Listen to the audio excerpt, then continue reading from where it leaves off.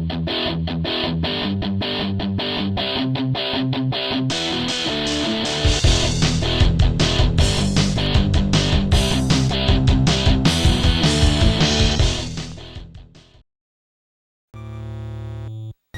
to the premiere episode of Forced Feedback, an experiment in classic game reviews, kicking off with a review of my personal favorite game of all time, Nintendo's enduring classic, Metroid.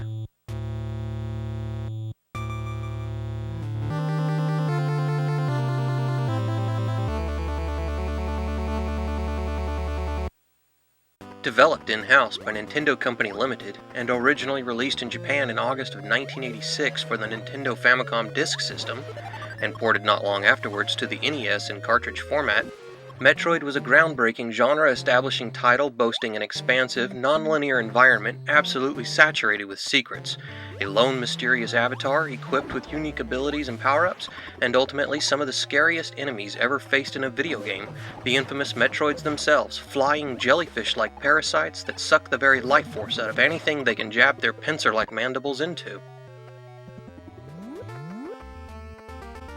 Originally conceived by Gunpei Yokoi, Metroid's bold and intelligent game design is apparent from the get-go, wasting no time on drawn-out exposition, instead opting for visual and experiential narrative to carry the story of the intergalactic bounty hunter Samus Aran's mission to eliminate the devastating biological weapons being harvested by the space pirates Kraid and Ridley and defeat their vile boss, the Mother Brain.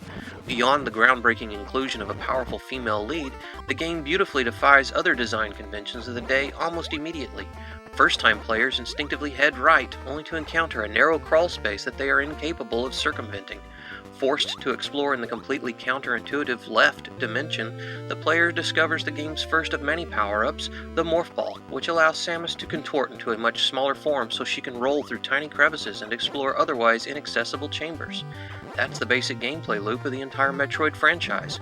Explore obvious direction, encounter obstacle requiring a specific ability, backtrack to find power-up to acquire new ability, return to obstacle, and progress further. Sometimes those obstacles are environmental, requiring unique powers like the Morph Ball or its secondary upgrade, the Power Bomb, or more passive upgrades like the Jump Boots or Varia Armor. Sometimes those obstacles are biological, like the powerful mini-bosses Kraid and Ridley, which require good old-fashioned superior firepower like the Wave Beam or Ice Beam, and the invincible Screw Attack to defeat.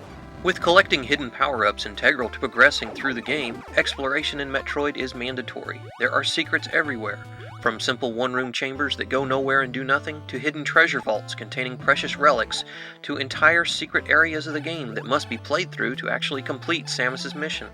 Her only allies are literally the crumbling reliquaries of an extinct alien civilization whose guarded artifacts grant fantastic upgrades to her power armor and weapons.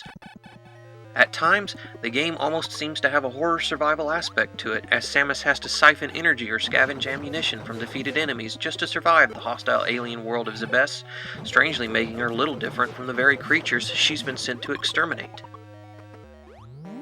With no in-game mapping feature, players must use a physical map of some kind or memorize the game after hours and hours of playtime. Only the Famicom Disk version had a game save feature, while the cartridge version was given a 24-character password system. Given that the game is designed to be completed in about 3 hours and has multiple endings that depend on your completion time, a save functionality could make the game too easy and less rewarding. Alternatively, the password system can be used to literally hack the game, really letting the player experiment with various combinations of power-ups and unlocks, etc., sometimes even outright breaking the game. Metroid's famous Justin Bailey password allows players to play as Samus Aran without her armor, a feature otherwise accessible only as a reward for beating the game in under 2.5 hours.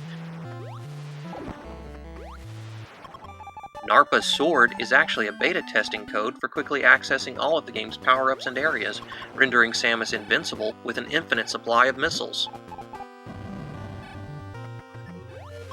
Aesthetically, Metroid oozes atmosphere. The game's stark black background is as integral to the art style as to its game design, really emphasizing Samus's isolation and trepidation in her quest, and really helps the game's visuals pop with bold palettes and contrast.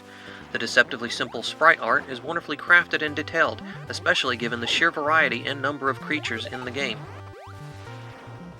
The game's soundtrack, composed by Hirokatsu Tanaka, is incredibly well produced. perfectly accentuating the game's environments and mood, and is arguably one of the best soundtracks on the NES platform.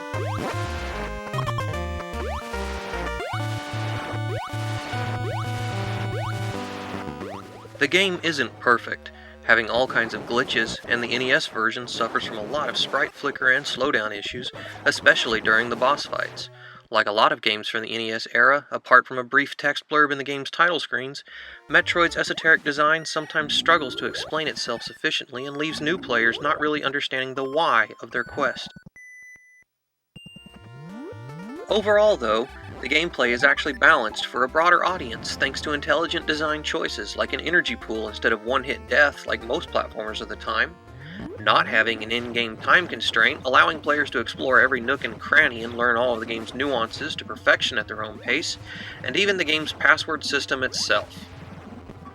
Metroid is a timeless classic that not only established an incredible franchise, but created an entirely new genre that opened up a whole universe of unexplored possibilities. The game is regularly ranked near the top of many best of all time lists, not just for the NES library, but amongst video games in general. This is the game that inspired my own dream to become a game developer and is, without question, my favorite game of all time. Metroid is an absolute must-have for any classic game library, and I personally can't recommend it enough. Thanks for watching, and be sure to keep an eye out for the next classic game review with forced feedback.